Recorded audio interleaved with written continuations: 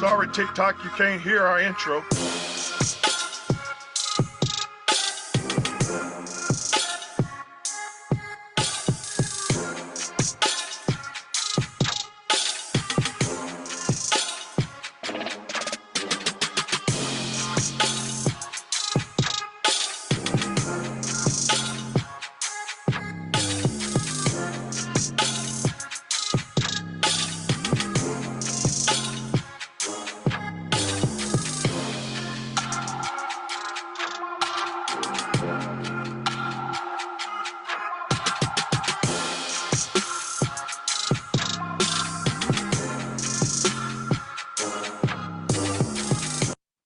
All righty, welcome to the Coaching Coach podcast. We're back for the Thursday night show. We're in the house. The guy beside me, he's the spread legend. He will run it down your throat, but if you mess around and put too many in the box, he will air that thing out. He is our offensive coordinator, Coach Benji. I am your defensive coordinator. I'm here just to make sure that you don't score a lot of points. But if you do, my offensive coordinator got me. I'm your defensive coordinator. I'm Coach Bart. Together we make up the Coaching Coach podcast. We are live on Facebook right now, and we're also running live on TikTok. So TikTok, hit that screen and show us some love tonight. If you're on Facebook Live right now, share it with your friends, share it with your enemy, share it with somebody. Also, tomorrow you can listen. If you missed the live tonight, then you can listen to it on Apple Podcasts, Spotify, Amazon, or wherever you get your podcast. Please subscribe to our podcast. Set your alerts so you won't miss a show. And if you're not too mean, drop us a rating, drop us a comment, let us know how we're doing. And when you do that, all things work together for them that love us. All right. So, Coach, we are back. It's Thursday night. Man, we had a busy day today in news. But, Coach, how was your day? It's been pretty good, man. Anytime you get to that Thursday and you get to Thursday night football, you get to, I think we're getting to the point where college is starting to play you can watch a college game every day of the week, but NBA tip off, it's just that time of the week where you know that you're going to get to have a nice weekend locked in on your team or teams. And, that's not the case for me because the Titans suck. But, Join the club, buddy. It's just, you get to sit back and enjoy life, and we only get so many Saturdays and Sundays as far as football fans to do that. So I intend to soak it all in. Well, man, we really first of all, we want to thank all of our listeners, man. Y'all are making it to where it is that we want to get out and work. And I can tell you right now that we work hard to make sure that we bring y'all quality content, and we appreciate you, especially all of our TikTok fans. We thank you for your views. We thank you for your interaction. Man, I tell you, the Lane Kiffin story that we done, man, got a lot of traction. I love reading all the comments from everybody. Everybody was putting in their opinion, and that's what we want. We want good, healthy, quality debates.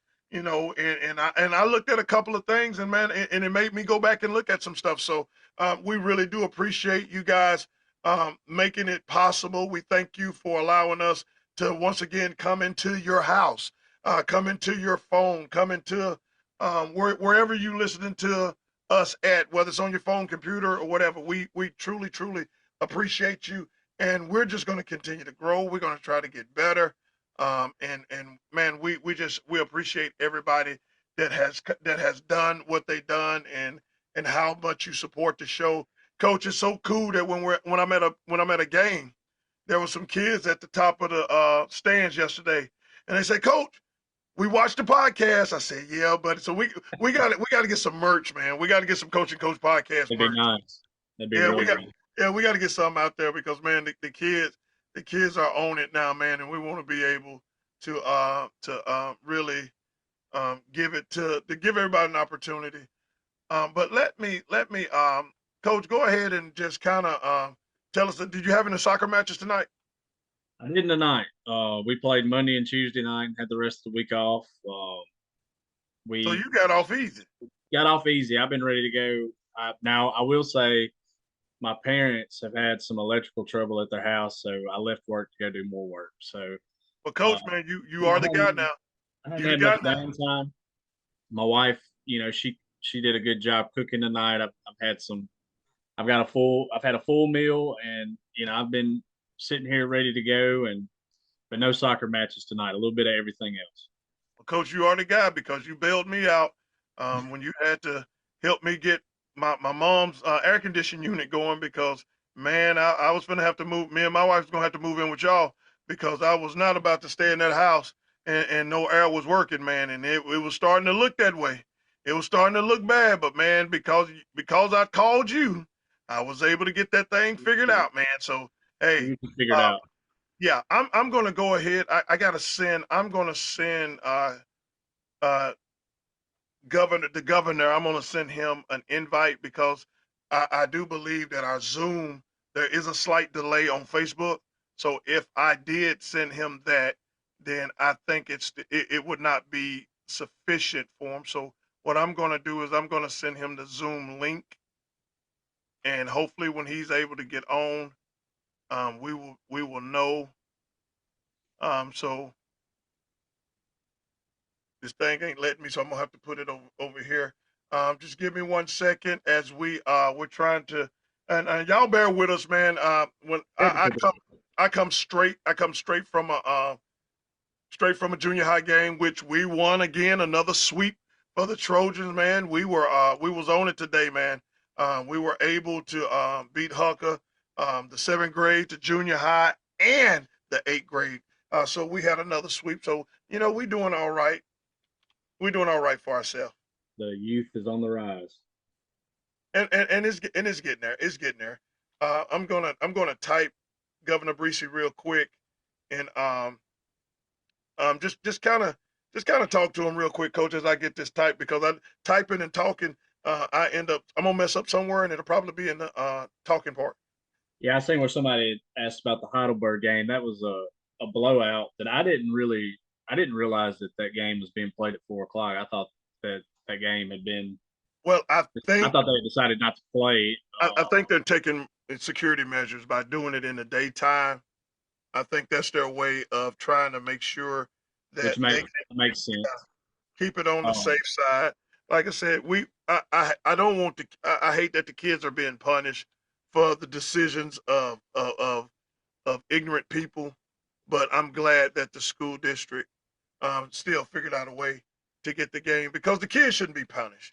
They shouldn't be yeah, I think you should definitely give both parties because I've seen coaches or athletic administration that would be against we're going to travel and play a game at 4 o'clock on a Thursday. I've seen where they would be like, oh, I'm not with that. Y'all can come to our house on Friday at 7 o'clock. So yeah. for both parties to come together and say, hey, we're gonna get this done. I think that that deserves a big shout out. And you got the game in with no incident that I'm aware of, so that's always a positive. Well, I did just send him a request for Zoom, so hopefully he can get on. Hey, you guys on TikTok, I need y'all to hit that screen for us. Show us some love. Show us some love. Let us know that you're there. Let us know that you're there because we about to get into a good conversation. So I need to see them hearts popping up. I need to see y'all tapping that screen and letting us know you with us. If you're following us on Facebook, share it with somebody. Hit the like button. Hit the subscribe button. Comment. Send us a question. Man, we are ready. We are ready. We are willing and ready tonight. I'm going to go ahead and pull up the high school because we're going to start off with high school tonight. I just got a message from Breesy. Let's see. All right. Yeah, yeah. He's just typed me back because we definitely want to get his insight. Man, he really know his stuff, and I think we need to get him. We got to get him on because he and I just clicked on Delaware. I don't know if I want to check Delaware scores tonight, but but we are gonna start with Hey man, don't disrespect Delaware. That's where the greatest football book of all time. If you get your hands on a copy of, what book was that? it's a book on the Delaware wing T. Which is if you're an offensive coach, regardless of what style of offense you run. Definitely an offensive coach. That You, is you.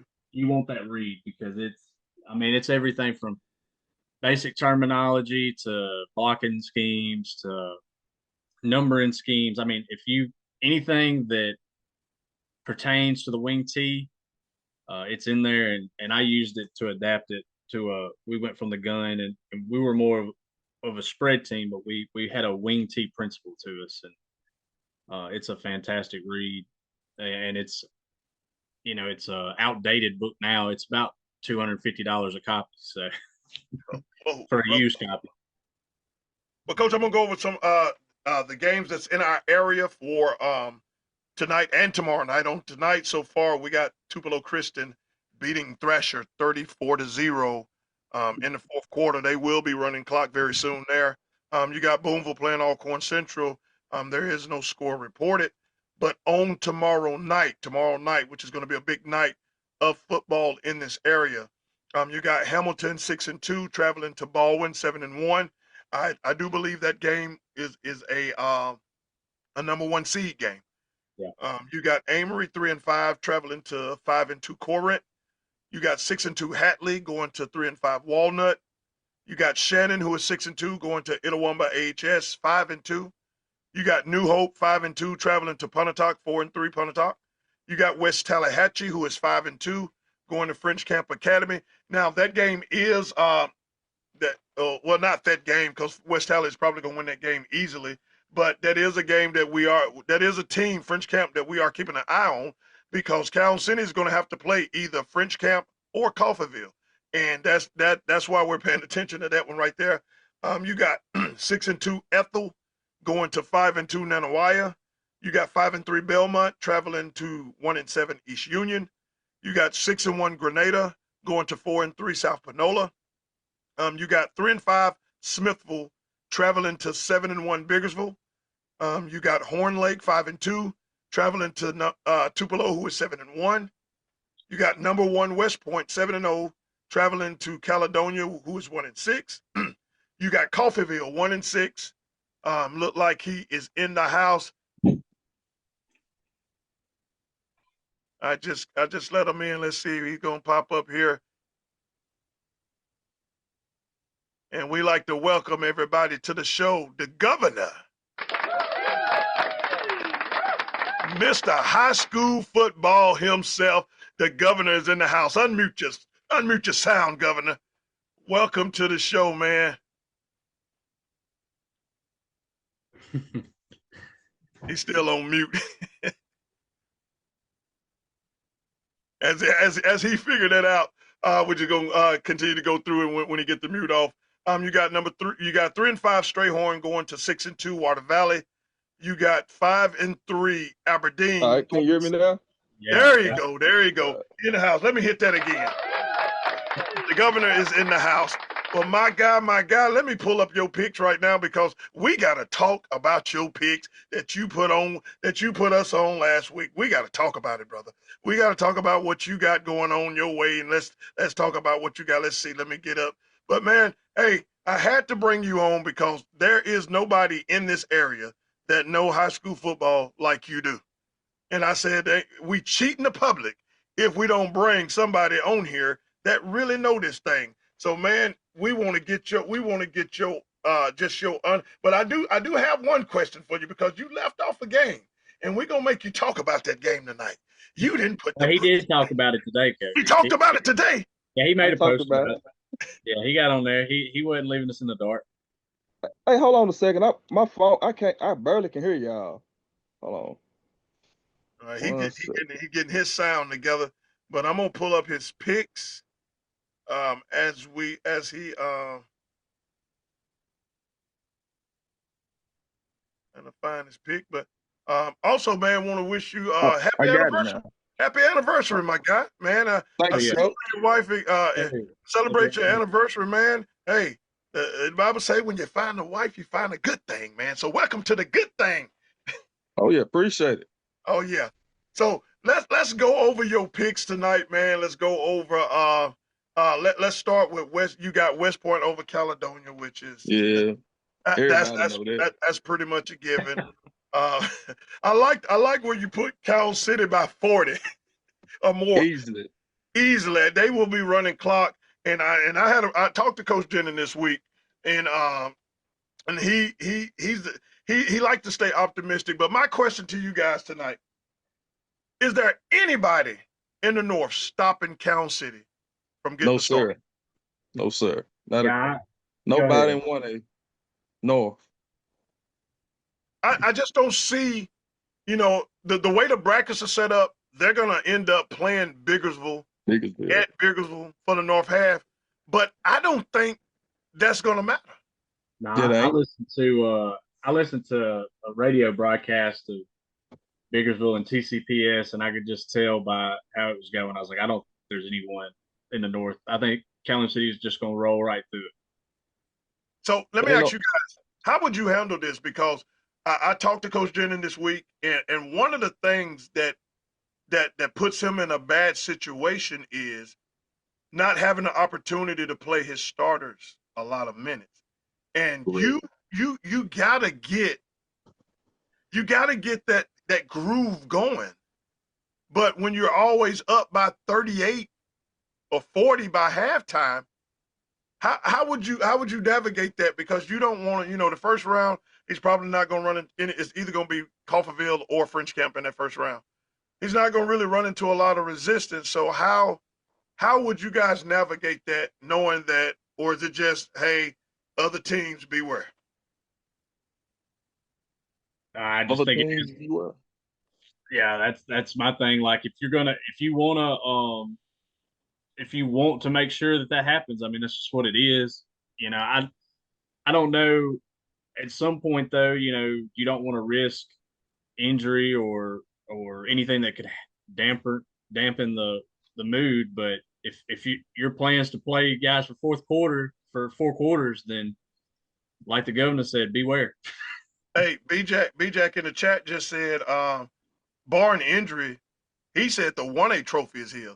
Have uh Governor, have you seen anything in Simmons that make you think that they will challenge Cal City in the state championship?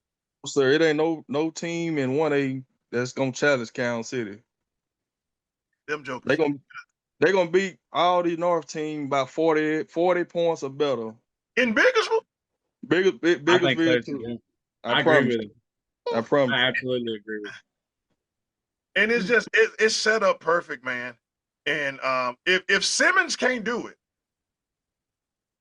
They then that's can't. that's a Simmons wrap. ain't got enough.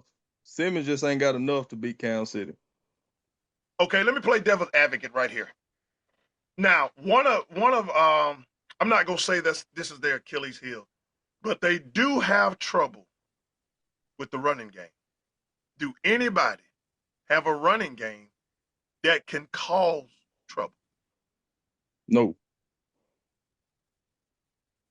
him. Not a That's single thing. look I like don't see it. look like I'll be in Starkville with a long face because Cal City is gonna Me walk away. me and you both. Hey, we just gonna have to sit there because my son and then your wife work there and then my son go to school there and he play for the team. So we just gonna have to sit there. We'll just sit beside each other. We'll just be Bruce folks just sitting there like, yeah, they don't want another one. Yeah, they They ain't gonna Maybe got it's on enough. a t-shirt. they gonna be two up on us now, man. Two up on. All But right, I don't go go ahead. ahead. Yeah, I just don't see nobody in 1A beating Callum City at all. Not even giving them a good game. I just don't see it. And this is I mean they had some good teams, but is it more that they are a great team, or is just the talent ain't there on other teams? Well, Cal City just a great team, and it really ain't no talent in 1A to me. It not. Yeah, even in division, like this is one time where you usually say you want to have a game where you're being challenged, but I don't think it's gonna matter because I think all of 1A North is the same. Right. Do you think it's like think about it like this? Like that, is it a right year too? Because Taylorsville, I believe it seems like they've had a down year and they're usually like championship caliber year in and year out. Like it's just a perfect storm and not, barring something crazy, I just don't see anybody getting in their way. Me neither. I don't see it. Even in that, they're so deep everywhere. Everywhere. One injury ain't gonna kill them. I mean, It they've been ain't. playing 2 or 3 quarterbacks a game. They got a stable of running backs. Running backs. Defense, they They stack. they just stacked everywhere. So I mean, unless they all get diarrhea before the North half because they had bad turkey, That would I be just crazy. don't see. I don't see it either. Even if they got diarrhea, I think they'll just go out there and play and just have duty butts all over the ground. They just still Exactly. They Coach, still going back tough. to the question you asked earlier, does that not mean that you just keep doing what you're doing because the fact that you can play all these guys, you don't change anything? coach. You don't. No. At this point, and one thing that I told, even what I told coach, I said I understand because he's very mindful. This year a lot of teams, didn't play him. We was included in that, and we talked about that in length, and it's just, it's I think about Ingomar in basketball. Um, it was nothing nobody could do. I mean, crap. It was sad that that's what we were playing for. Everybody was playing for second because we Right. knew we couldn't touch Ingomar.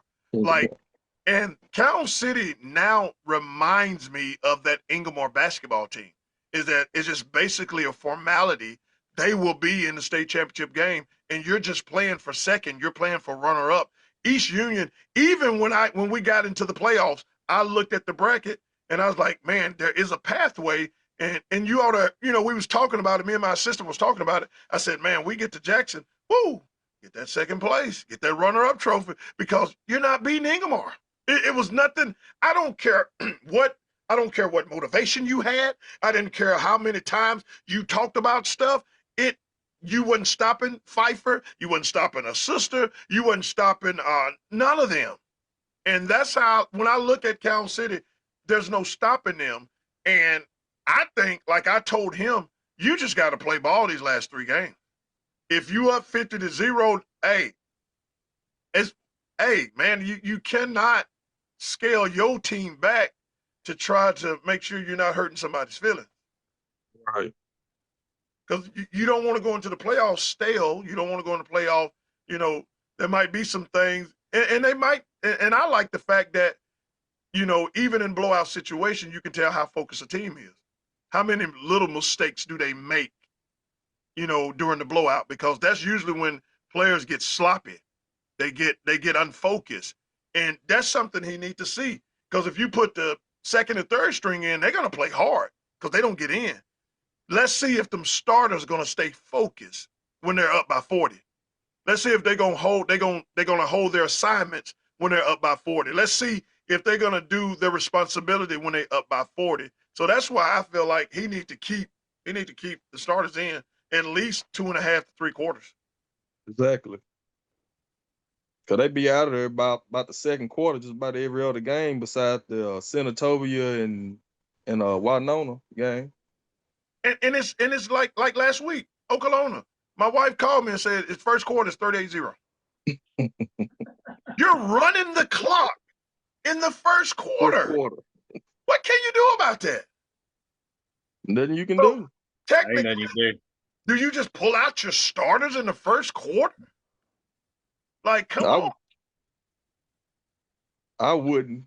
No. No, I think you at least I think no matter the score, you can get away with playing your starters for 3 quarters. Like About 3 quarters. it's a game, guys. And the clock's running anyway. So once the clock's running, the game's over. Like from a time standpoint, I mean, it's over in what 12, 24, 36 minutes. I mean, Mhm. and With a it's running really clock, you knock about 15 minutes off of that. yeah, if not Exactly. more. I mean, it's So I think if you wanted to say my guys are going to play 3 quarters of football, and then we'll go from there and figure out what we're going to do. There's to me that's an unwritten rule. Like there's no reason to pull. Like I can't justify pulling my starters at the end of the first quarter. Right.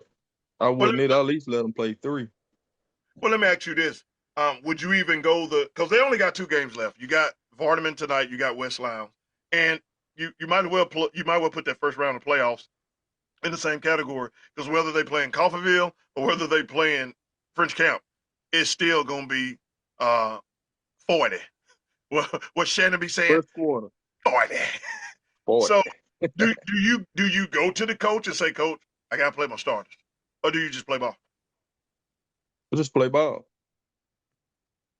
Yeah, 'Cause you play ball, but you can have that. I mean, you could if you think that that's a necessary conversation, but you're in the playoffs, man. It's do or die. You're going to do whatever it takes. I don't think you have Right. to, but you could. I mean, you could absolutely be like, look, it is what it is. But I'm not. I don't think it's like yeah, necessarily like you have to do that. Now we used to do that little common courtesy thing because I explained how the tiebreaker work and everything. So whenever we would play, we know that we was more dominant than a team. I let them know like, Coach, I gotta get this to 20. I gotta get this to 20 because in basketball the points, because just in case you end up in a tiebreaker situation, you need to have the maximum points. Like in football, the maximum is 12. If I'm not mistaken, I don't know what it is in basketball. I forgot that fast. I should know that. But we was always having to we was trying to get to that 20-point lead, because if it comes to a tiebreaker situation, then it's always going to revert back to that. So you want to get anything over 14, anything over 12 in football. You can't get no more than 12 anyway. It's either negative 12 or plus 12. You can't get no more. So if you beat somebody by 40, you don't be at a plus 40. You just be at a plus 12. So, but with 2 games to go, man, you just gotta. I'm the type now. If especially at this point, man, look, I'm not even worried about next year. I'm not even worried about next year. If I make you mad this year, I'm sorry, but I'm not worried about next year. Get me next year. If there's a if I know Get I'm me going to next win a championship, if you think you can pay me back next year, you just got to pay me back. I'm going to I'm get gonna pay me back next year. You got that right. Because I'm finna go and get that ring, and I want it to be a dominant. I want it to be dominant. I want them to say there was nobody in the state of Mississippi in 1A that could touch us. And that's true. It's about true anyway. It's And I mean, true. they probably wear that. They probably wear that anyway. You know, like how many? I mean, which we're Bruce guys here, so let's be real. We want to be Kansas City, but how many people? How many schools? Small schools in the state would absolutely love to go ring Kansas City's bell one time. So if you can do it to them, they want to do it to you anyway. So just go ahead and do it to Hey, crap! Right. I had to deal with Perry Lyles, and a lot of people just didn't understand him. But it didn't matter if Perry Lyles was up by 2 or by 42. He's running a halfback pass. He's gonna run it. He gonna run I don't care at what. If he hadn't run it in the first quarter, Perry Lyles is running a halfback pass, whether he up by 2 or 42.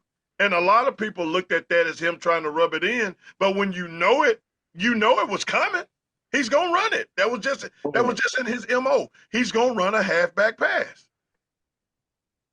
Yeah, wherever it falls on the call sheet and he gets to it, And he's gonna run it. He He gonna just run gonna run it. And it'll make you mad because most of the time when he did it, he'll be up by 60. Because I've been on the receiving end of them 60s, and I'm sitting up there like they just ran a halfback pass. But my thing is stop it. Stop it. Yeah. It's your job to stop it. Well, it looked like Cal City will be 1A state champion. So let's go on to the next one. You got Senatobia over Aberdeen.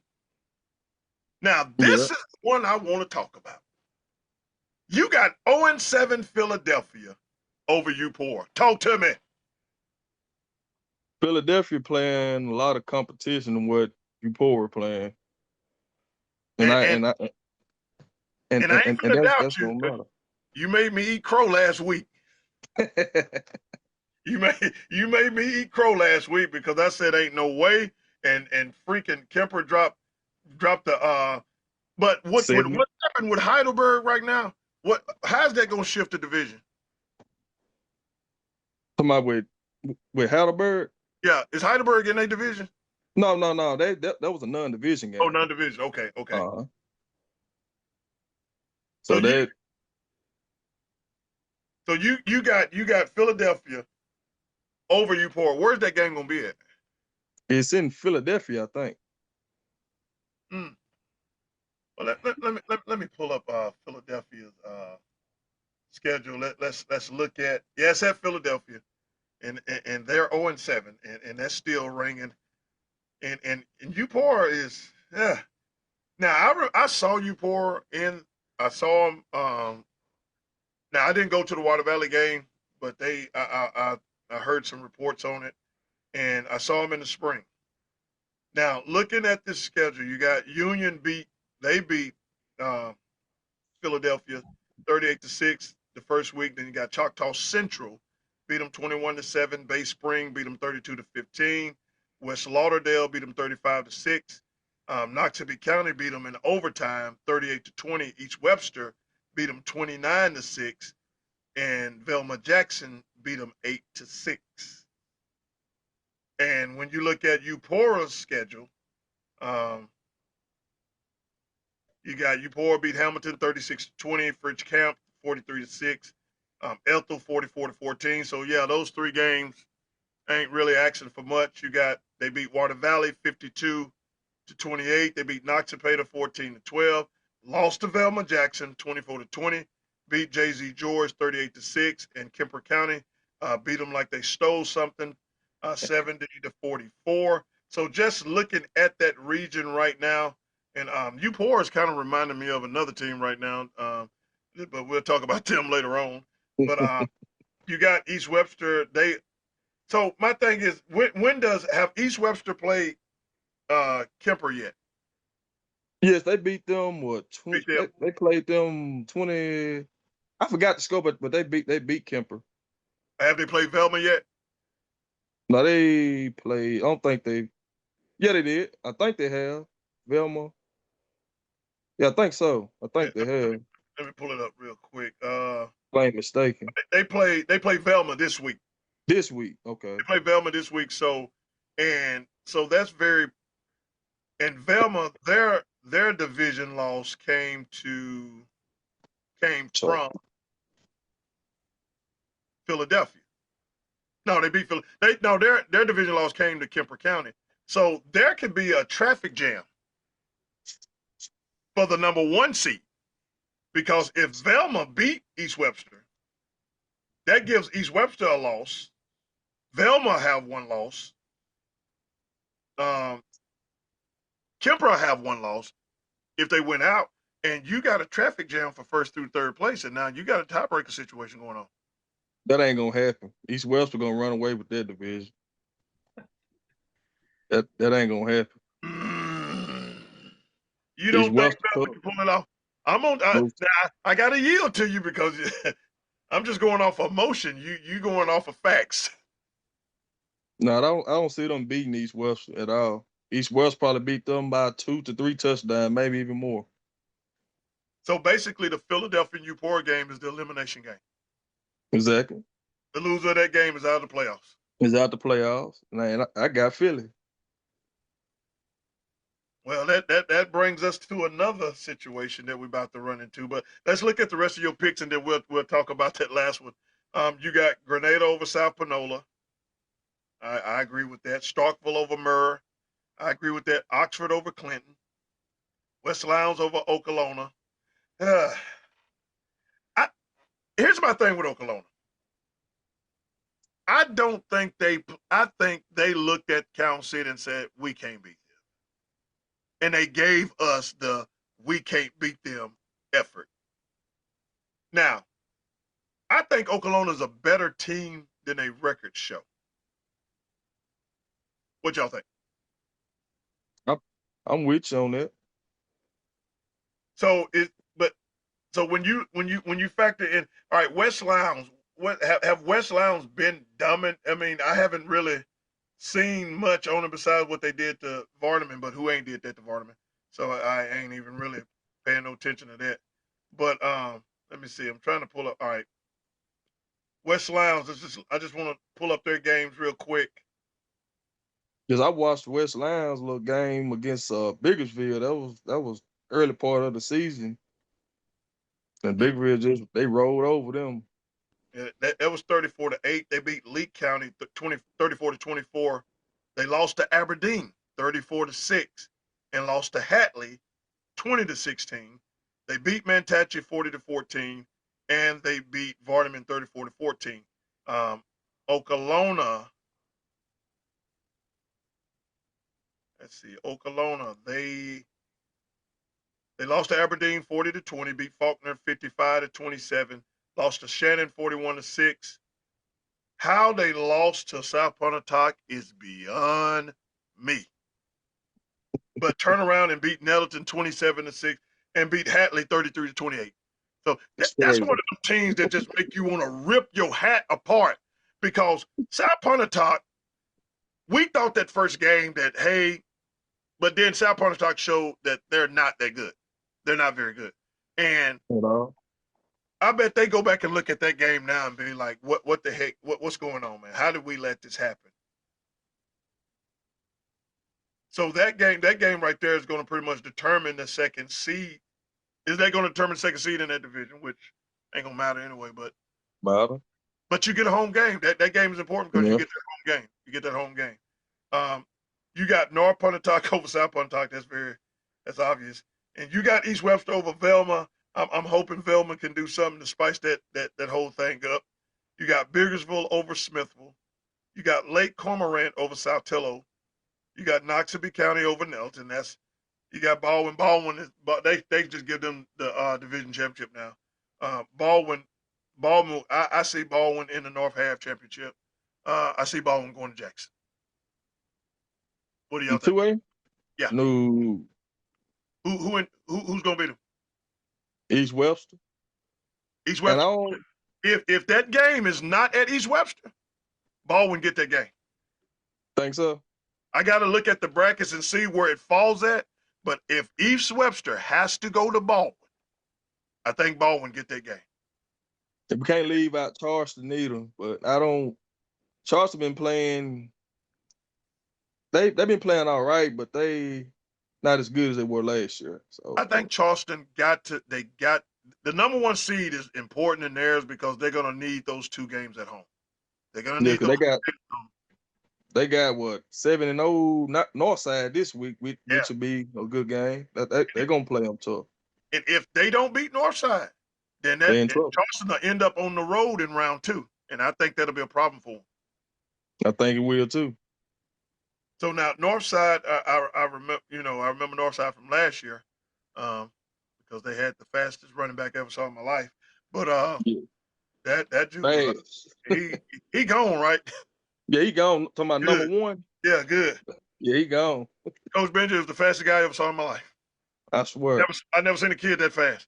He was running so fast. Let's see, who was that? Chris Ford said he think East Webster wins the North. Chris Ford, go to sleep, son. I ain't I ain't trying to hear what y'all got to say.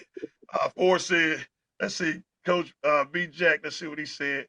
He said we sleeping on Charleston and Northside. And he just said that. But B. Jack, I believe that the success of Charleston and Northside is if they get home field advantage. I don't see, and it's unfortunate, but I just don't see them going to a Baldwin or to a to a East Webster and beating them there because, like I said, not saying because of officials or anything, but especially at East Webster, that place is spooky.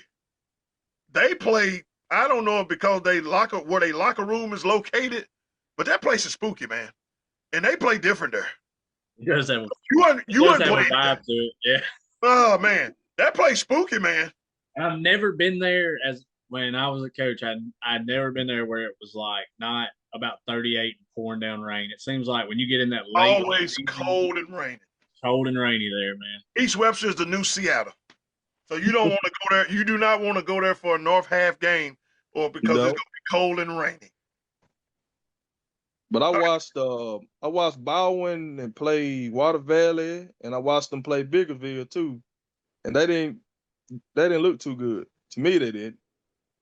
Hey, somebody in the chat said also you got to walk 50 yards to get to the field from the locker room. Yeah, they put you in a bad situation. They want it to be tough. They want it to be tough. So, man, I got the wrong shirt on. I can't see my doggone. I can't see the chat because it's reflected on my shirt because it's bright. So I'm having to put my arm up so I can see what they're saying in the chat so I can respond to it. Okay, you got let's see, you got I said Baldwin over Hamilton. You got LaFleur County over Coffeyville. You got Simmons over Riverside. You got Tupelo over Horn Lake. You got Kosciuszko over Yazoo County. And you got Union over St. Andrews. But let's talk about the game.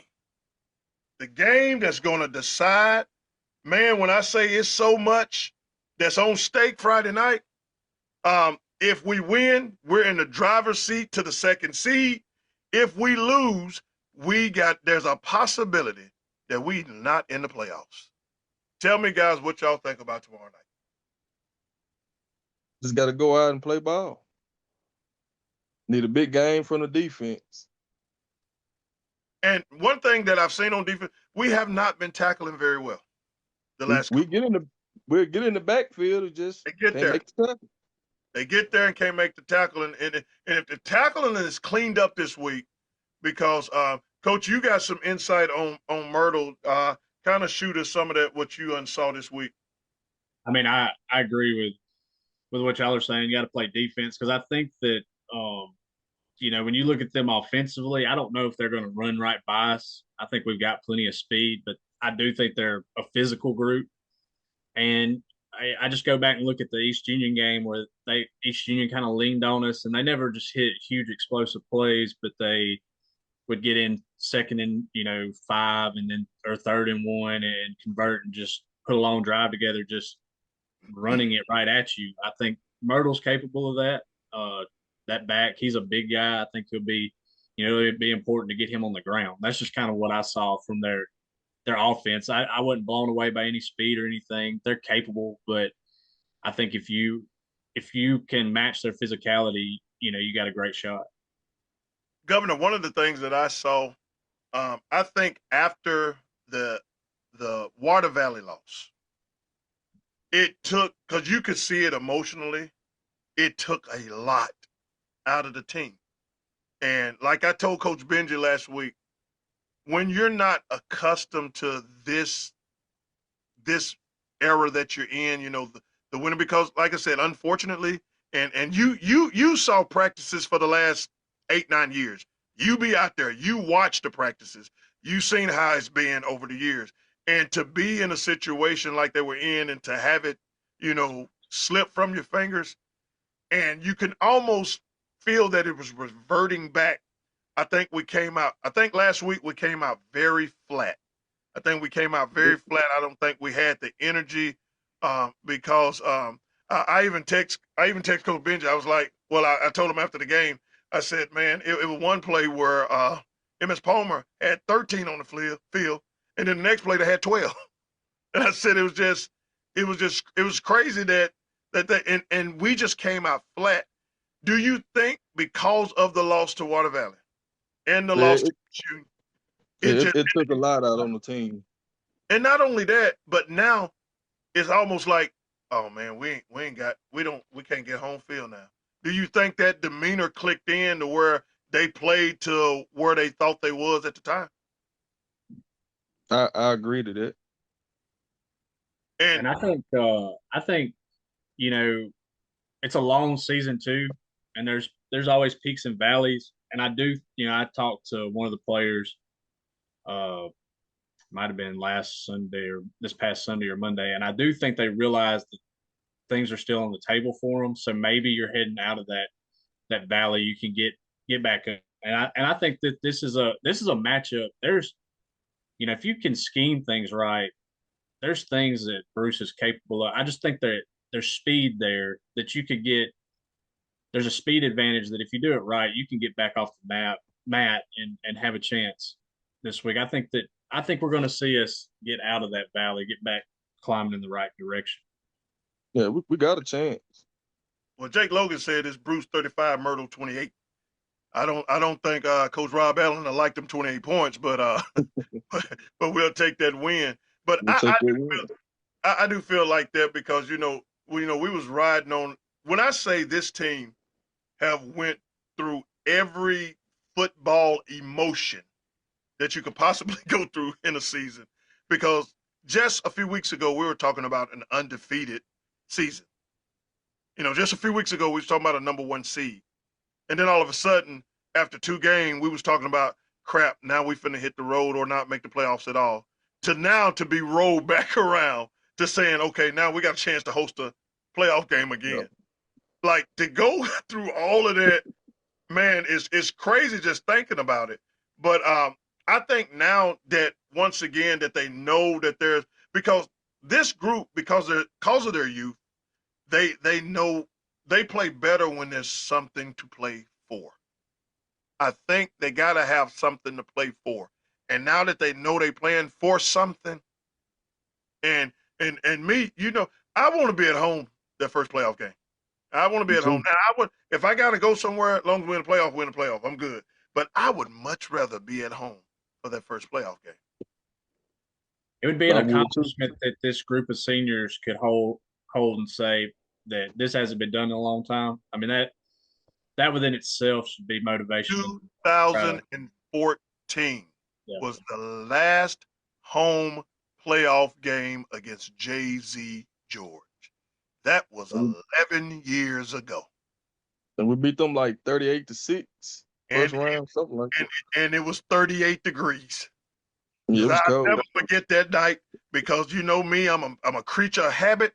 And the whole playoffs, all I had on was a baseball long sleeve, and it was 38 degrees. And after that game, we play Amazing Grace. I was right there on the end. As soon as they hit that last note, I wasn't shaking nobody's hand. I ran in that locker room and I got under that heater because man, I like to froze to death that night.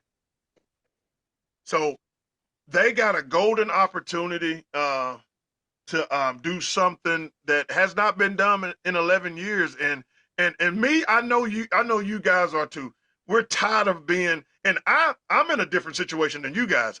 I grew up in the 90s. I grew up in that era where the playoffs was just a formality. I mean, we going to the playoffs, buddy. But then when we talked the other night, I didn't realize until we discussed it how close we were in a couple of those years of not even making the playoffs at all. The 96 state championship team, we were a couple of points away of not making the playoffs. If we wouldn't have beat Calhoun City by the points that we beat them by, we would have missed the playoffs. And that team, imagine that team not in the playoffs. And a good Oklahoma team missed the playoffs that year. And they beat us. They beat us, but they couldn't beat Calhoun City. So it's just crazy how the things can work out. And one thing I can say is when it comes to playoff football, if you are even, because I still think skill wise, we have a good team skill wise. It's talent wise, this is one of the better teams we have had in a long time. They're skilled at every position. Freaking Jermaine is 202 yards away from being the second 1,000-yard receiver in Bruce history. Tyreek was the first, and he's 202 yards away. You got freaking Marcus Brown, number 10 in the state in tackles. Jermaine is number 8 in yards. So we got the talent there. And it's trying to get the mentality to push past the bad moments. And, what do we do if Myrtle score on the first drive? I think that's going to tell the tale. If Myrtle score, we'll know where we're going to be at, because I feel like if we keep our composure and not allow what happened, I think we'll be okay. I agree to that. Yeah, I agree. So, Coach, man, this is not the last time you're gonna be on with us, brother. We definitely got to bring you on for the playoffs. Man, I know I kept looking at the time to make sure that we get you out right there, get you out in time. But man, we sure appreciate you coming on and being with us tonight, man. And we definitely. Hey, the next time you come on, I'm gonna have your tag ready to go. We're gonna have your theme music gonna come on. But man, we sure appreciate you coming on. Make sure y'all follow the Governor Breesy on Facebook, man. If you want to know all things basketball, and if you like the ugly Chiefs, then he's right there for you too. If you like the ugly Oregon Ducks, then he's one of that too. But he is an Ole Miss guy, and I love that in him. And man, I hope you got some basketball in your system, because we'll come calling on you for basketball too, man. Oh yeah, I do. Well, appreciate you coming on, my guy. Man, be careful on the road tonight, man, and we sure appreciate you, bro. I appreciate you. Oh, yeah. All right. Well, that was some good stuff right there, brother. Absolutely. That's some good stuff, man. I like I said, his insight on things, man. He really gets deep in that stuff. Uh, Somebody in the chat said, "Do Bruce play at home tomorrow?" Yes, we play at home tomorrow. Make sure you there. Game start at 7 o'clock. We need y'all in the house. Let's see. Yeah, you know what? I'm with you, Box. In the chat, if he'd have caught most of the passes that he did drop, he would already be at 1,000. And that's what's crazy. He have dropped some passes this year that would already put him at 1,000. So he should have been eclipsed that already.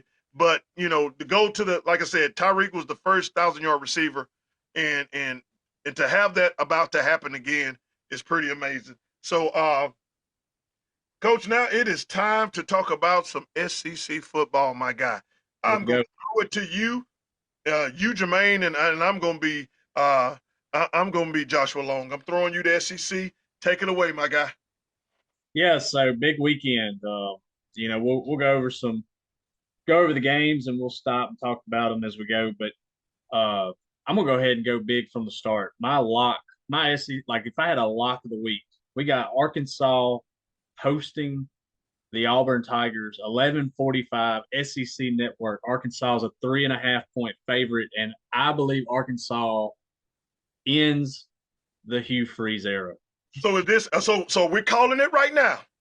You saying after 2:30 Saturday afternoon, that will be it for Hugh Freeze in Auburn? For all intents and purposes. I mean, I do think that they're going to wait. They may wait till the end of the year to let him go, but I think that this is the point of no return. I think this is a game that, like, the decision will be made, and he could be out Sunday at lunch. They may call a meeting before the coaches meet or whatever and do it. But I do think this is the end as far as there is no return. There's no saving it. I think when you look at Arkansas, I think they're elite offensively. I read comments on or posts on Twitter and or was it just our defense? No, I mean they're doing it to everybody. They put 42 on A&M. Outside of that Notre Dame game, they've looked really good offensively. Frederick Miller just gave the SEC a thumbs down. Frederick, going back to North Carolina with that stuff, man. But my thing is, and I know that Auburn has a good defense, but I think A&M has a good defense, and Arkansas put 42 on them. My problem is if Arkansas scores, and I know they're horrid defensive. I mean, two things can be true at once. Arkansas can be 2-5 and have an elite offense. But they are as good as they are on offense. They're bad on defense. But I don't think Auburn's any good on offense. They're talking about playing more than one quarterback. They're talking about making a move from Jackson. Not again. That stuff don't work. That show desperation. That is a recipe to get fired. That show desperation. I think if that's the case, if we see multiple quarterbacks and things like that I think it's for certain that Arkansas is winning. 2:30 ABC, we got number 4 Bama at South Carolina. I'm done with South Carolina. I'm done with South Carolina myself. I'm done with South Carolina. They may have the worst offensive line in the conference. They may have the worst offensive line in Power 4. I mean, Lenora Sellers is just running for his life. If you could rack up the yardage he picks up just running for his life, just running around in a circle, he's probably like a 2,000-yard rusher this year. Like Bama, it's an 11.5-point line. I like Bama to cover that line. Like I said, that game is at South Carolina, 2:30 ABC. We've got number 15 Missouri traveling to number 10 Vanderbilt, 2:30 ESPN. Vandy's a 2.5-point favorite. I like Vandy. I'm riding with Vandy. When I look at, I'm with you on that one. Vandy improved himself to me. Yeah, they improved himself to me.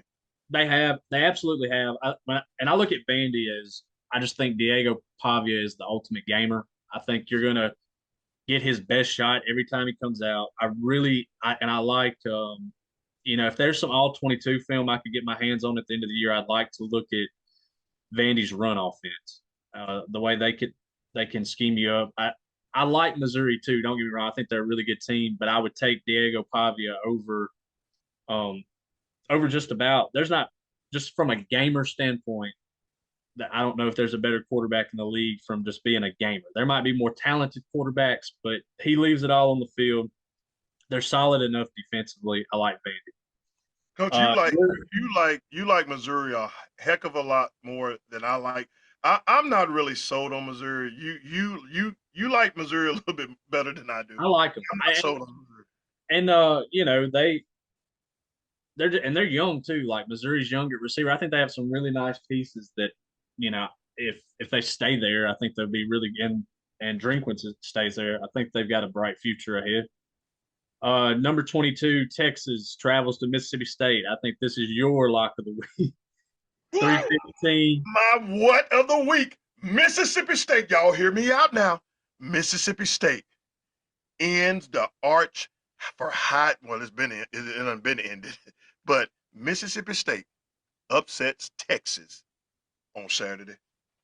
That game is at 3:15 on SEC Network. I think that's where Mississippi State lives from a TV standpoint. They play a lot of those 3:15 SEC Network games. I'm riding with the Dogs. I think there's somebody that's going to get somebody, and I don't want that somebody to be Ole Miss. So it's time for them to get somebody. Yeah, So, let it be Texas, because I don't need them problems. I think this is the week for them. Number 3, A&M travels to LSU. Number 20 LSU. 6:30 ABC, a night game in Tiger Stadium. A&M's a 2.5-point favorite. And coach, it's not enough. I've got LSU. You got LSU? I've got LSU. Coach, I was about to ask you, would this third loss? I was going to say, was this going to end it for LSU? If it's a loss, I mean, are we talking about ending Brian Kelly, or are we talking is this Kelly done? If he loses this game, is this not now, but at the end of the season? I think there's a discussion. I don't know if LSU's there yet. You just don't. You hear it from the fan base, but from an administration standpoint, you're not hearing the same frustration like you do with. But coach, now let's look at what they got now. They got Texas A&M. They got to go to Alabama, which is the hottest team in the SEC right now. It's the hottest team in the SEC right now, and they got to go to Oklahoma at the end of the season. And they got Arkansas at home. They got Western Kentucky at home. If they lose to A&M, they're going to lose to either Bama or Oklahoma. That's a possible Brian Kelly 4-loss team at LSU. Yeah. That's ugly.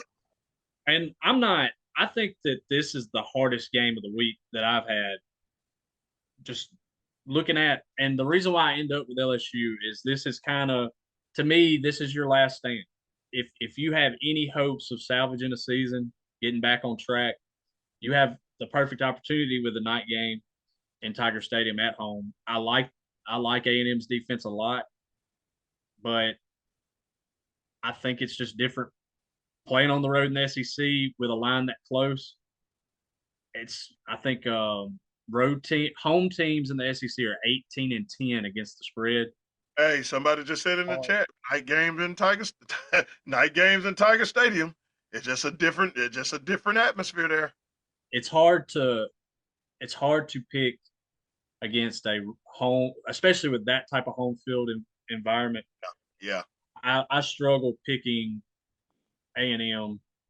But I mean, I think this is the toughest game on the slate that I had. Besides Ole Miss, for me staring at it. I've stared at it all week. But moving on, Tennessee, number 17, Tennessee is an 8.5-point favorite at Kentucky, 6:45 SEC Network. There's not really much to talk about here. I like Tennessee. Kentucky is that team that tries every week, but I don't think they have enough. I don't think they can score enough to keep up with Tennessee. I think, and Heupel, like in games where Heupel thinks he can run the score up, Heupel's going to run the score up. So I've got Tennessee. And the last SEC game of the week, we got number 8, Ole Miss. Hold on, it's time for Coach Benji. key of the game. It's time for the keys of the game. Hey, Coach, you What, gotta, man? I love talking college football. I get excited about it. You had to pull me back real quick. I was about to dive right on in there. So thank you for Man, I don't work too hard on that stuff, man. Yeah, don't make me mess that up. So yeah, Ole Miss, number 8. Ole Miss travels to number 13, Oklahoma. Get your Tums out. It's a heartburn scenario.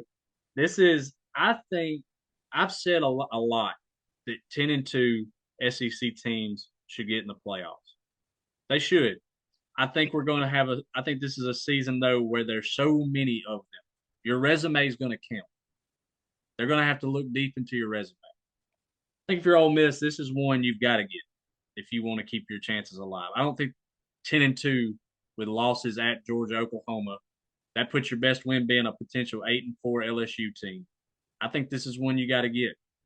That game's 11 o'clock on ABC, 5.5-point line. My keys for a win offensively, I've said it every week because with the quarterback situation, I think it's the best way to protect him. You've got to win on early downs.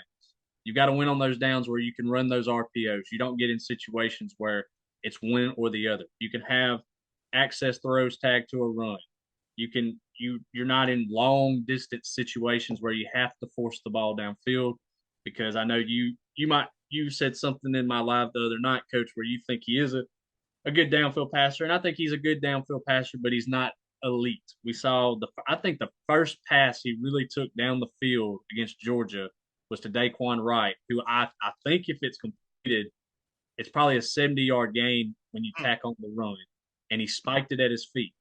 I think you've got to scheme a way for him to have those easy throws, and you've got to, and by doing that, you win on early downs. And then I think Oklahoma probably, I would say, could possibly be the best defense in the league. You have to figure your protection. You've got to figure your protection out. They're going to show you simulated pressures. They're going to show you the book. That's one thing Brent Venables is going to do. He's going to throw the book at you. You've got to be able to communicate and understand where the pressure's at and set your protection and throw hot. I think those are the keys for the offense. Keys for the defense. There is a 95% chance of rain all day tomorrow. There's a 95% chance all day Saturday. Stop the run. I think that John Mateers had thumb surgery to his throwing hand. I don't think. I wish you'd have told me that last week. I don't think surgically repaired thumb and rain are going to go well together. How are we going to be co-hosts and you don't share that information with me? Coach, I've been said he's been hurt. One pick in my parlay was him. One. But go ahead. But I think you have to stop the run and force him. If the weather's what they say it is, I think you have to make them beat you throwing. And I know. Let me answer that in the chat. They said the Rebs have to come. They got to have a fast start. I don't think that's ever been a problem for us, or fast starts. Yeah, we do that. They're on script. When they go on their script, we don't sustain it.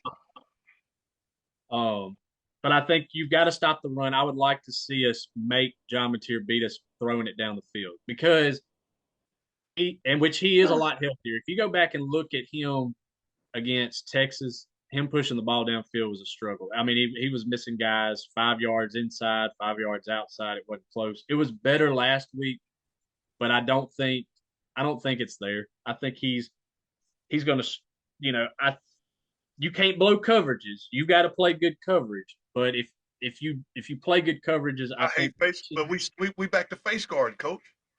We are back to face guard.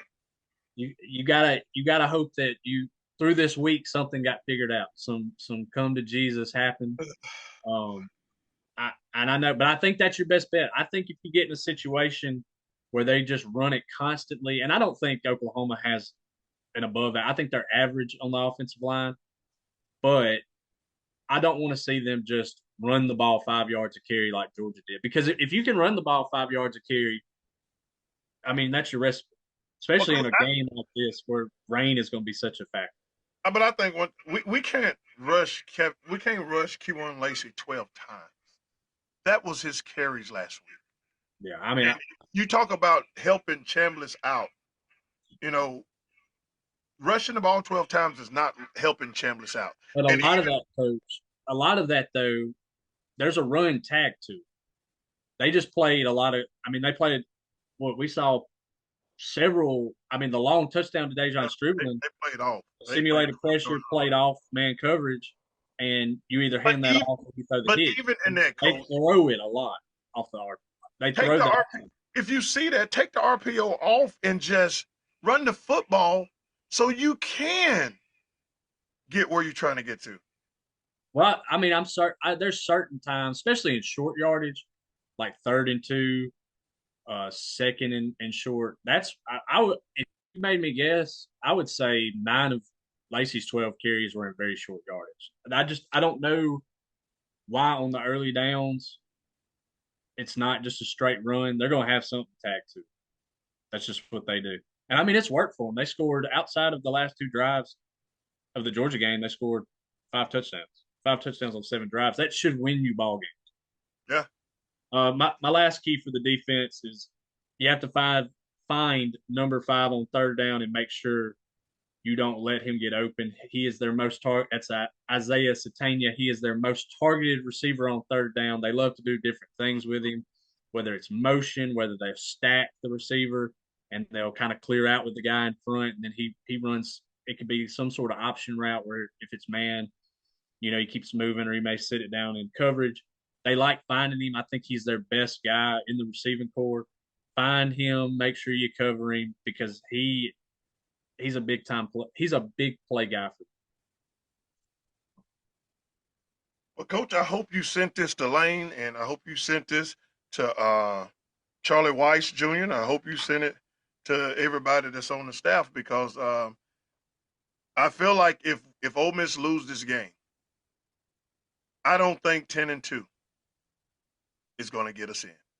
I don't think it does either, Coach. I like I said earlier, I think that in a normal year. Hold on, let me change that. 10-2 now. If you're 10-2 later, it might, but 10-2 now don't get you in. But I think if you went 10-2 with a win on the road at Oklahoma, that's different.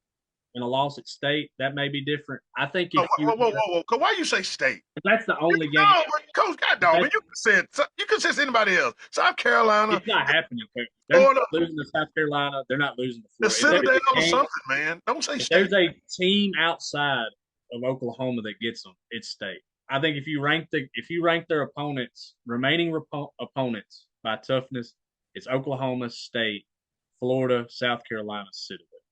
You got Florida ahead of South Carolina? South Carolina is terrible, Coach. They are awful. They can't block anybody.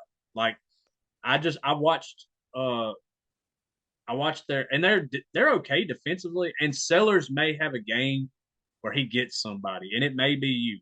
If nobody blocks for him though, how does he have that game? Because Oklahoma lived in the backfield.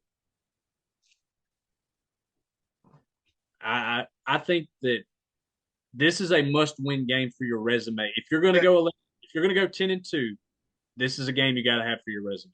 Got to have it. And I think what held us back last year, what is to the loss at Florida.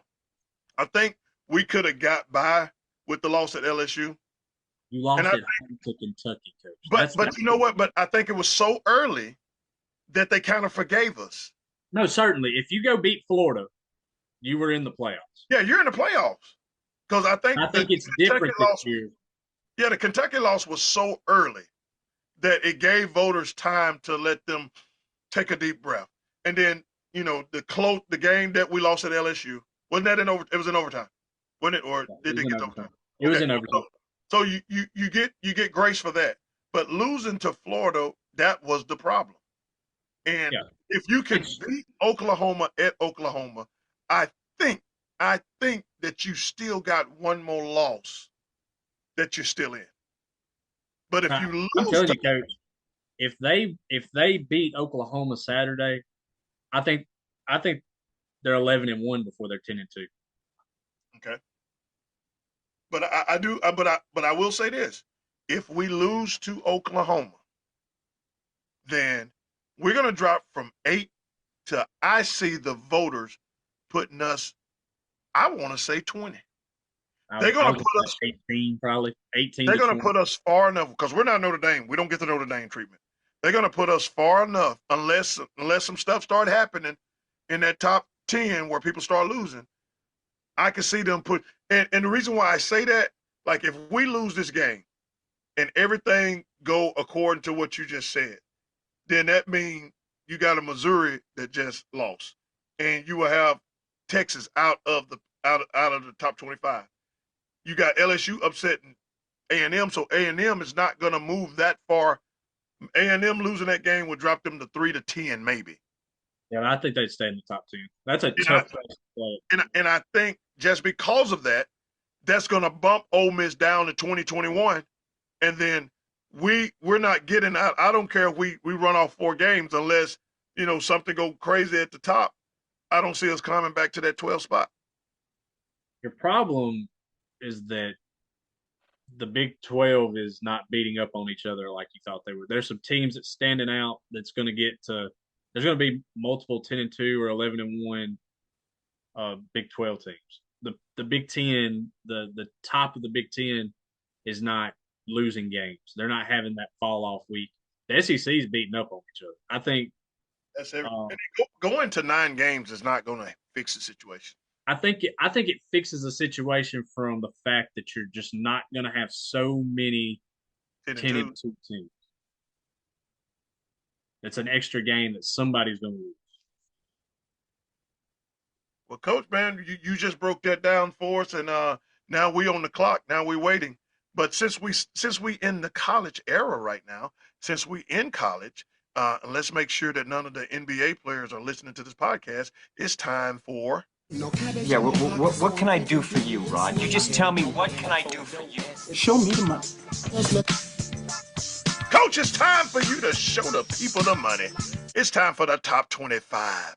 Your odds. Let us know where we need to go with it, Coach.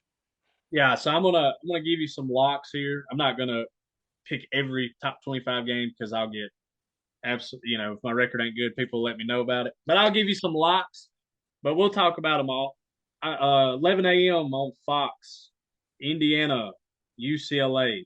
Indiana's a 25.5 point favorite, which is it's kind of crazy to me. I think I think that Indiana's really good.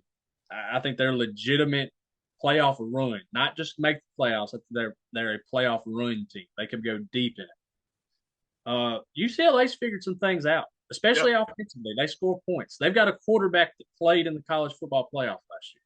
Let me write this stuff down as you talk. I just, I kind of wonder about that game, but I can't put it as a lock. That's a lot of points. I just can't. It's hard for me. Some of these lines, man, it's crazy. Number 6, Oregon. They take on Wisconsin, 6 o'clock FS1. Oregon's a 31.5 point favorite. Wisconsin is a shell of its former self.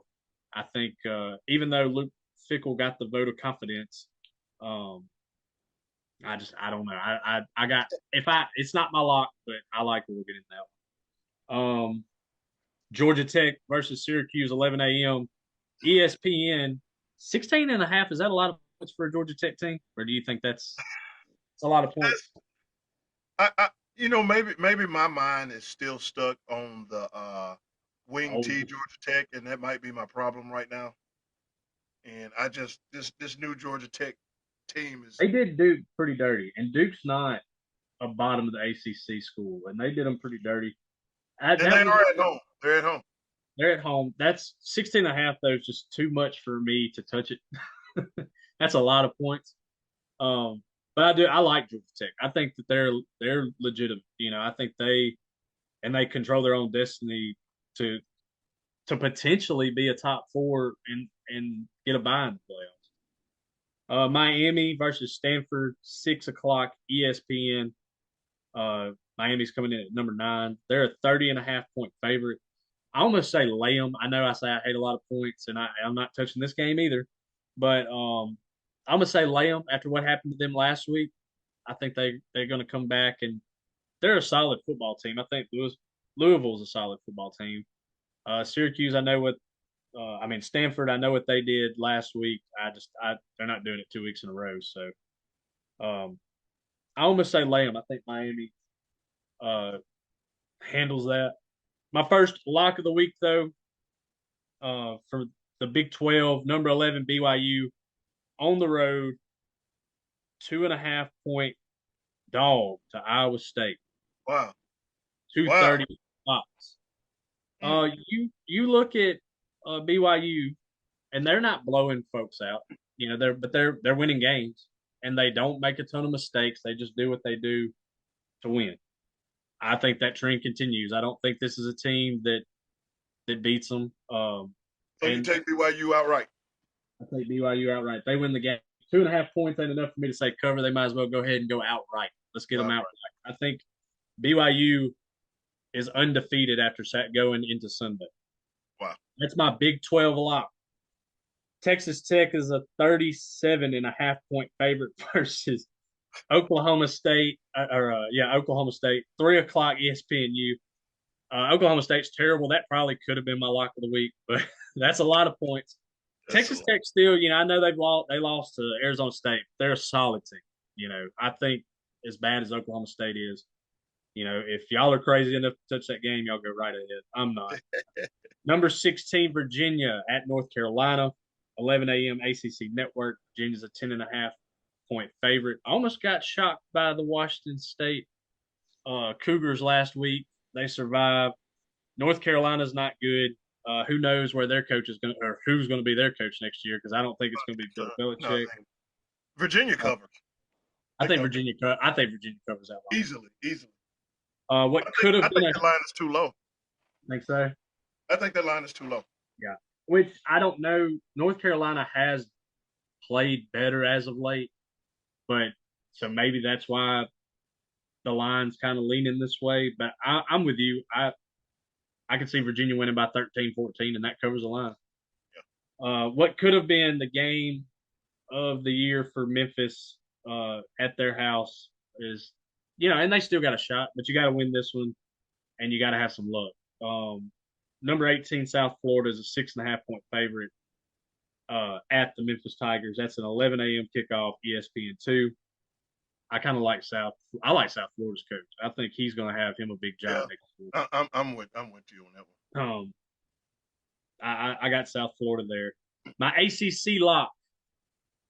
Number 19, Louisville is a 25.5 point favorite versus Boston College. That's at 6:30 ACC Network. Boston College is terrible. Louisville just shocked. Miami, I know that could be a spot where they, could have a letdown game after a big win, but they are at home at night, and I think they're pretty solid. And Boston College is not solid. So I'm going to lay the 25.5. That's my ACC lock. Number 21, Cincinnati is a 3.5 point favorite versus Baylor, 3:00 ESPN2. Number 23, Illinois is at Washington. Washington's a 4.5 point favorite in this game, Coach. 2:30 Big Ten Network. Washington's not bad. And then you get with the fact that Illinois is traveling across the country to you, may have something to do with it. I don't know. I like Illinois. I liked Luke Altmaier when he was at Ole Miss. I'm gonna cheer for the Illini, but I'm not touching that game. Number 24, Arizona State, 7.5 point favorite versus Houston, 7 p.m. ESPN2. I got a feeling that Arizona State, they've had some letdowns this year. I think they're gonna win and cover that one. And then my Big Ten lock of the week, Michigan is a 14.5 point favorite at Michigan State, 6:30 NBC. Give me Michigan to cover that line. Michigan State, they just kind of are what they are. They're a 6-6 team, and I don't think I think they're 3-4 right now. You could probably get them to 6-6. They play like a 500 team. They're not super explosive offensively.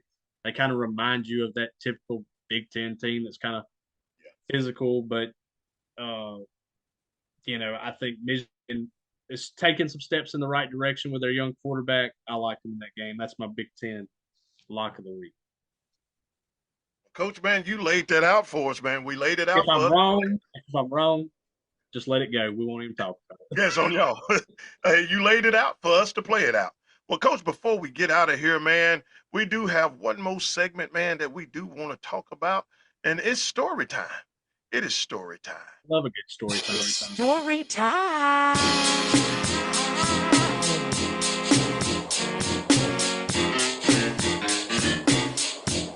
Well, Coach, in the spirit of college football, Coach, I got a story for you. You know, way back in 2009, there was a team, an Ole Miss team. They were good, man. Went 9-4 that year. Um, Houston Nutt, which I didn't discuss on the other night, but he was our head coach. Houston Nutt, he led us to a 9-4 season. We went to the Cotton Bowl and beat Oklahoma State. I think that was that game, man. Dexter McCluster went off. Man, he had his cup. I think it was Pat Summerall. He said, man, that's Dexter McCluster. He is gone. Man, he had a game. The only loss we had that year, we lost to South Carolina 10-16. Bama beat us 3-22. Auburn beat us 20-33. I don't know what happened to the state game. Good gracious alive. We lost 27-41. Dan Mullen came in and said that I know you at Arkansas, Houston Nutt had a good run against State, but this is about to be a different rivalry. It was ugly, Coach. But it was after the 2009 season. Man, we were excited. We are back. Woo! Still remember when they hired Houston Nutt. They did the hotty toddy chant, and he was very awkward. He was he didn't even know the words, but he was excited. So we did it, and everything was straight. So now it's the 2010 season.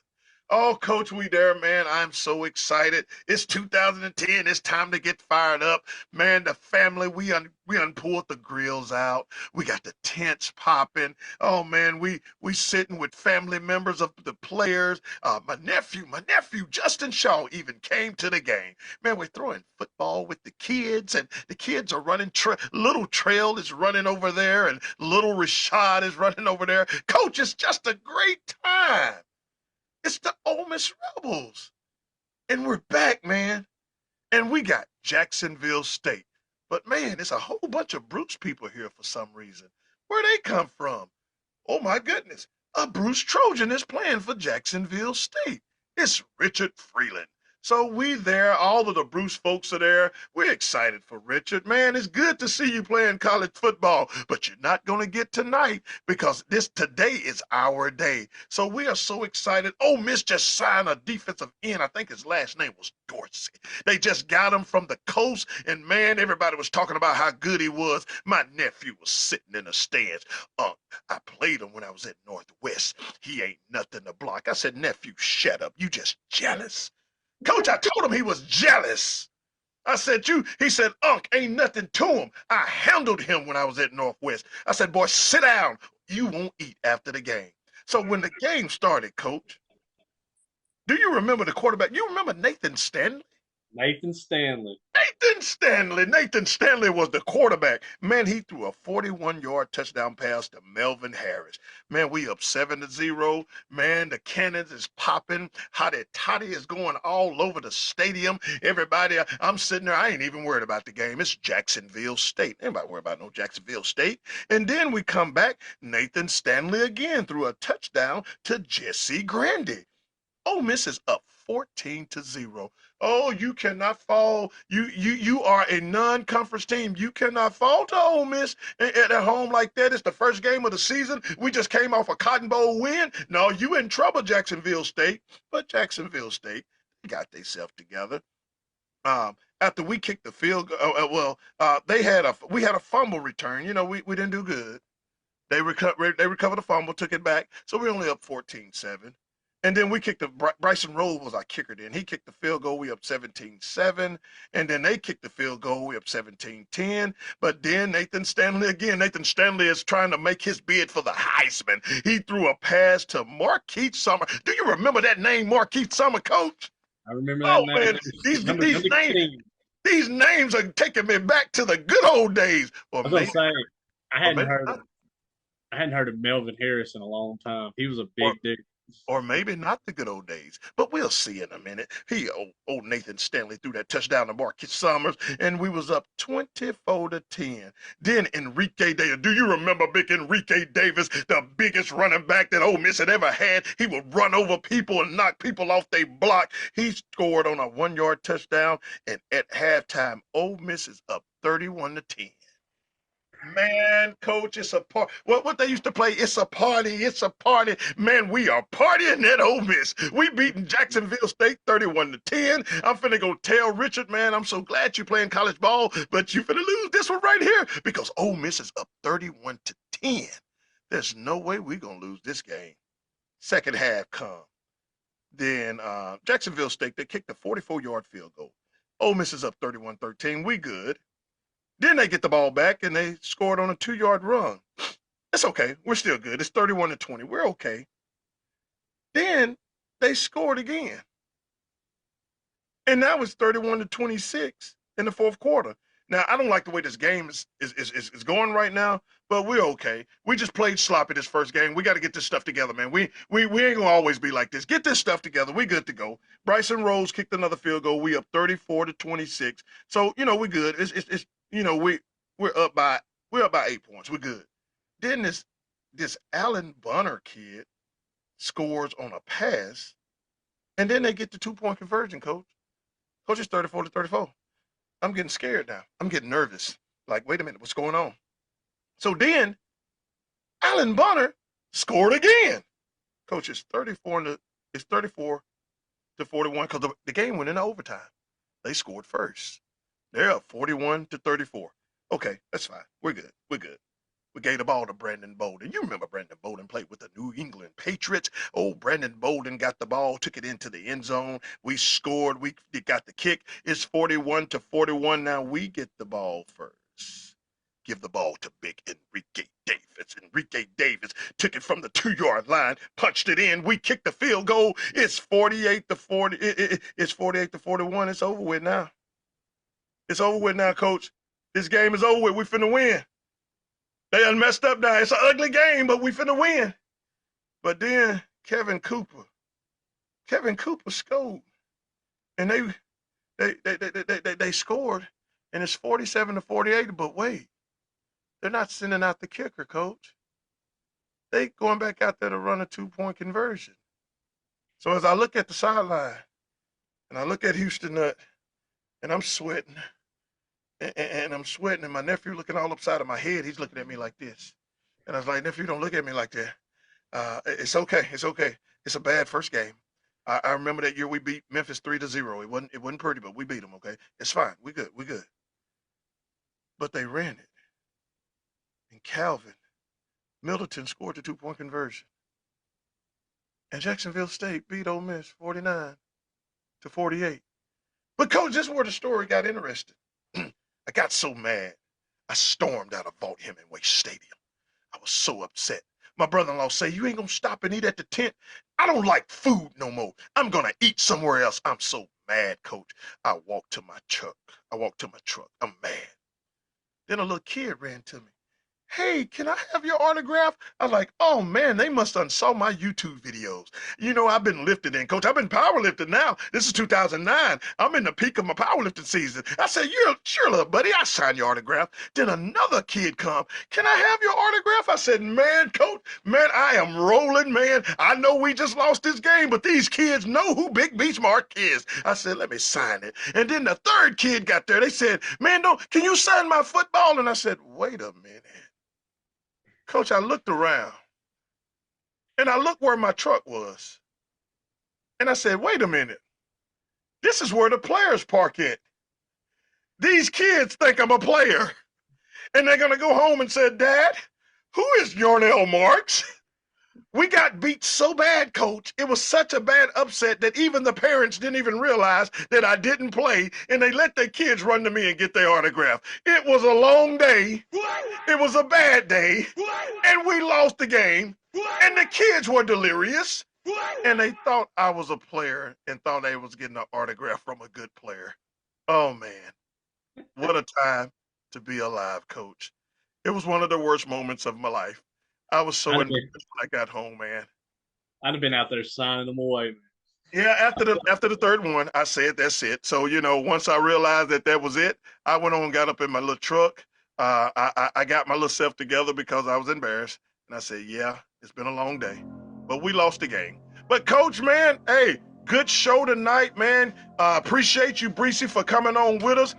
For those that followed us on TikTok, man, we appreciate y'all tonight, man. Y'all was interacting with us. We was trying our best. If we missed a statement or something, man, forgive us. We'll do better. For those that was chatting with us on Facebook, man, I was trying my best to get back over there. Coach, man, appreciate you, man. Good show tonight, man. Good show tonight. Look like OKC is in overtime for the second game in a row. They're in overtime again, Coach. They just did double overtime with Houston, and they're in overtime with Indiana, who don't have Tyrese Halliburton. So I'm gonna go home and look at some old basketball. But join us tomorrow night for our hurry up offense as we do a recap on the Bruce and Myrtle game. Hopefully we'll have smiles on our faces and Trojan in our heart. So from the offensive coordinator and the defensive coordinator, we appreciate you. Make sure you follow us on Facebook. Make sure you follow us on TikTok. Make sure that you subscribe to our podcast on Apple Podcasts, on Spotify, on Amazon, wherever you get your podcast. Make sure you go to the Coaching Coach podcast, hit that subscribe button, set your notifications so you won't miss an episode, and we will see you on tomorrow night. Peace.